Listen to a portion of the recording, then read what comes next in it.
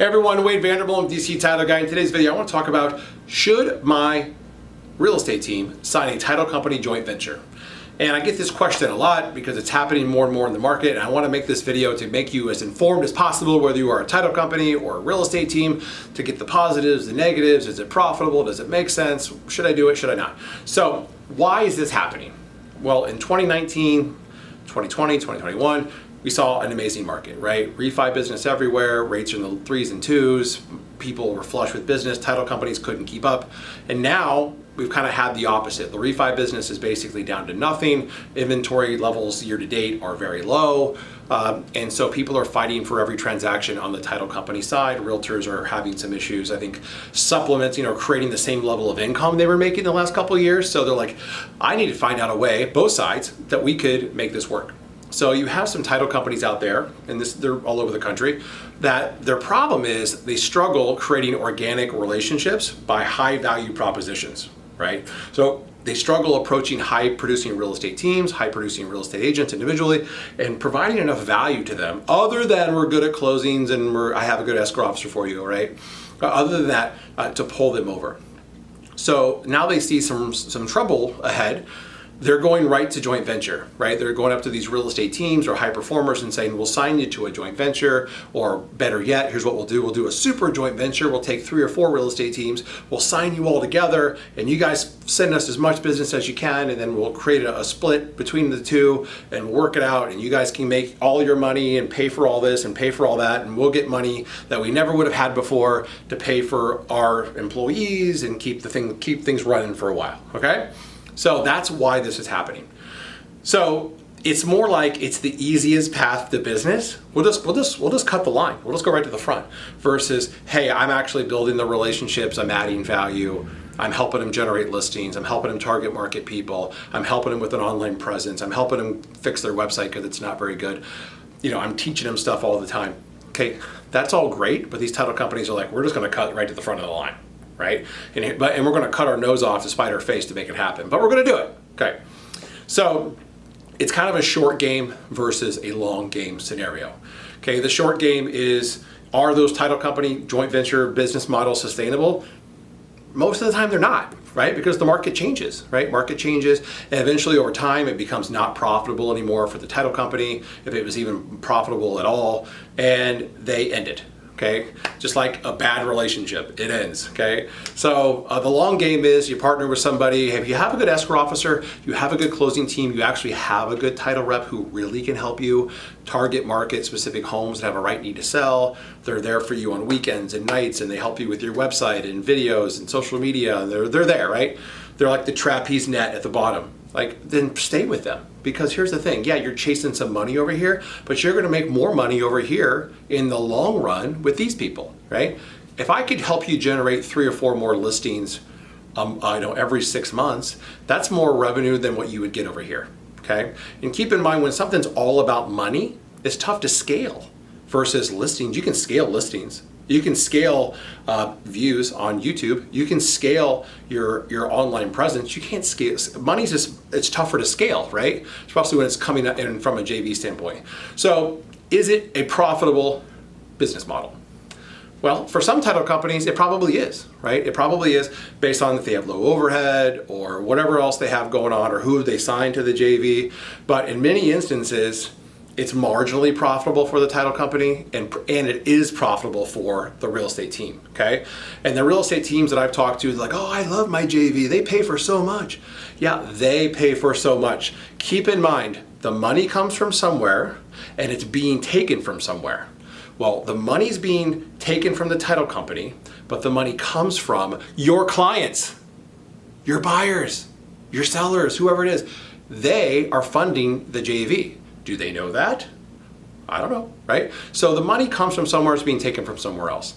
So if the split though, if you look at it from this way, if it's a 60-40 split on the JV, okay, we're like, wow, the title company gets 60%, we get 40%, that's a lot of money.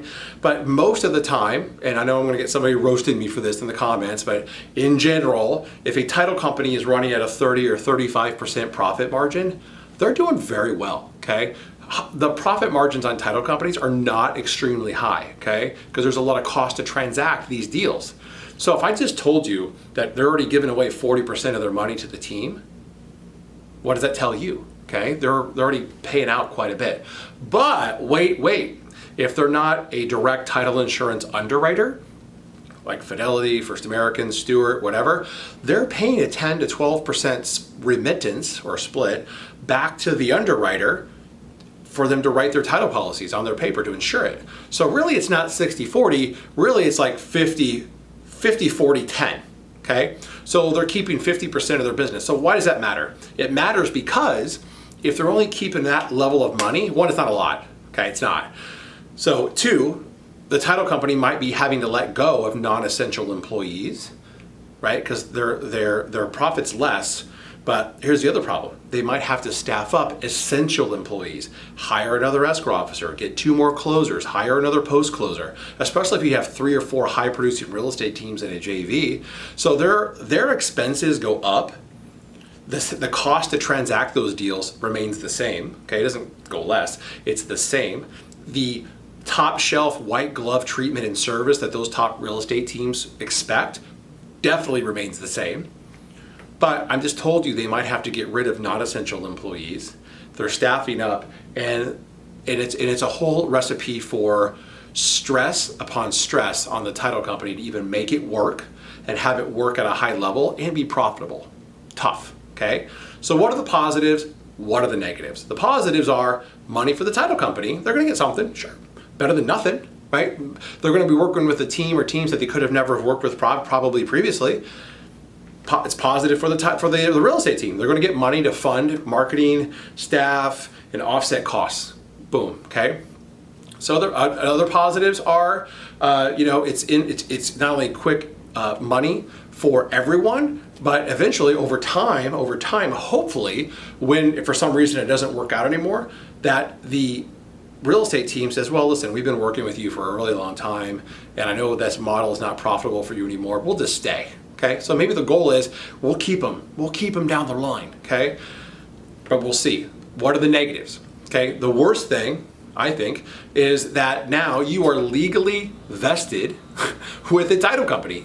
Joint venture means that you're ventured jointly. What if there's a $200,000 wire fraud claim on one of your transactions with that company? There's a 60-40 split, so there's a 60-40 ownership.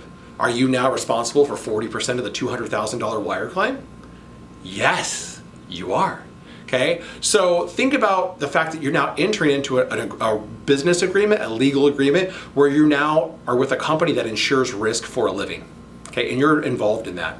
Secondly, you basically crapped on your previous title company relationship, the escrow officer, the closer, and the title rep that took care of you for X amount of years and bent over backwards because you chased this other agreement over here, and that kind of rubs people the wrong way. So if this ever ends, what are you gonna do? You're gonna go back? Like, I don't know. Now you're searching for a new title company relationship. You also lose all the perks and benefits of that title rep from the other company and the other things that they were doing. It's all, since you are getting that money, that's all you get, right? There's no sponsorships, there's no add-ons, there's no this, there's no that. You lose everything, okay? So just know that you're giving up all the other stuff for one thing. And if you're okay with it, cool. If you're not okay with it, then I would rethink it, okay? So the very last thing I would say is you gotta look at the math, okay? The math works for the realtor. The math is a lot harder for the title company, especially if they're paying a remittance to their underwriter. And over time, as the market changes, and eventually over time this will happen because markets, flux, it won't be a profitable business model for the title company any longer, and they will end it. Okay, so I would look severely at whether or not you should do this and whether or not it's profitable for either side and what the long-term consequences of doing so are, okay?